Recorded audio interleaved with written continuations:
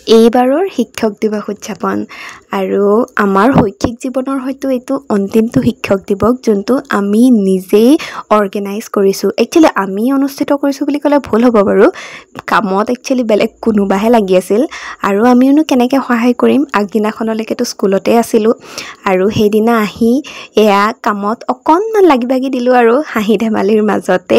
আৰু বাকী গোটেই ভিডিঅ'টো মানে কেনেকৈ কি উদযাপন কৰিলোঁ সেইটো বাৰু দিম, কিন্তু এই ভিডিঅ'টোত একচুৱেলি অলপ আমাৰ মানে কিছুমান মোৰ পাৰ্চনেল ফেভৰেট মমেণ্টছে শ্বেয়াৰ কৰিছোঁ দেই।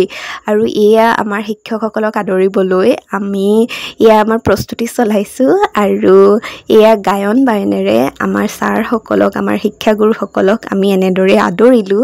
আৰু এইফালে আমাৰ শিক্ষাগুৰুসকলে আসন গ্ৰহণ কৰিলে আৰু আমি তেওঁলোকক সম্বৰ্ধনাও জ্ঞাপন কৰিলোঁ। এইফালে আমাৰ প্ৰিন্সিপাল ছাৰৰ এক অনন্য ৰূপ যোনটো খুব বেছি ৰেয়াৰ, আৰু শুভ কামত দেৰি নকৰি আমি খোৱা বোৱা কৰি ল'লোঁ দেই, একদম ফাৰ্ষ্ট বেটছতে খাইছোঁ।